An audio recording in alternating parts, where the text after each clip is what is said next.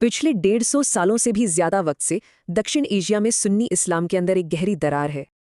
इसे मुस्लिम समुदाय के आपसी भाईचारे के लिए एक बहुत बड़ी चुनौती कहा गया है। तो आखिर ये देवबंदी बरेलवी मतभेद है क्या, और आज भी इसका इतना असर क्यों है? ये कहानी शुरू हुई ब्रिटिश भारत में, जब सुन्नी इस्लाम में दो बड़े स्कूल या आंदोलन पैदा हुए। बात है 19वीं सदी की। उस वक्त भारत में मुस्लिम राजनीतिक ताकत काफी कमजोर पड़ गई थी।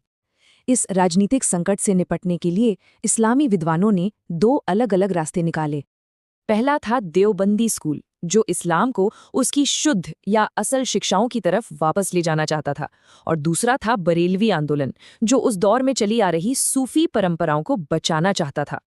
दोनों के बीच टकराव का एक अहम मुद्दा है बिदअत, यानी धर्म में कोई नई चीज जोड़ना।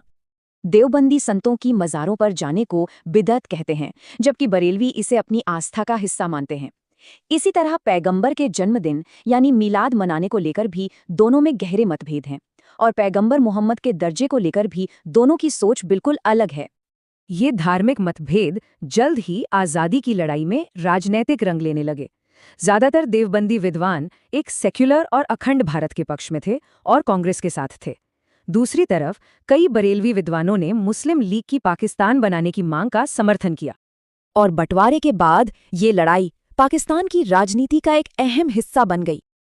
दोनों ही गुट नए देश के कानून और पहचान पर अपना असर डालना चाहते थे। लेकिन ये मुकाबला सिर्फ दक्षिण एशिया तक ही नहीं रुका, ये प्रवासियों के साथ पूरी दुनिया में फैल गया। खासकर ब्रिटेन जैसे देशों में, जहां कई मस्जिदों और इमामों पर देवबंदी असर दिखता है। फिर 1979 में अफगानिस्तान पर सोवियत हमले के बाद इस मामले ने एक हिंसक मोड़ ले लिया। यहाँ ये जानना जरूरी है कि देवबंदी विचारधारा से कई अलग अलग तरह के संगठन जुड़े हैं। इनमें तबलीगी जमात जैसे शांतिपूर्ण मिशनरी समूह भी हैं, और तालिबान जैसे हथियारबंद गुट भी। अफसोस की बात है कि ये वैचारिक लड़ाई हिंसक भी हुई, जैसे 2006 का कराची धमाका। साफ है कि इस दरार की वजह से समाज में बंटवारा बढ़ता है और आपसी भरोसा कम होता है।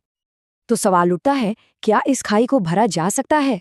इसके लिए कुछ रास्ते सुझाए जाते हैं, जैसे कि आपसी बातचीत बढ़ाना, साझा पहचान पर जोर देना और राजनीतिक मसलों को सुलझाना। और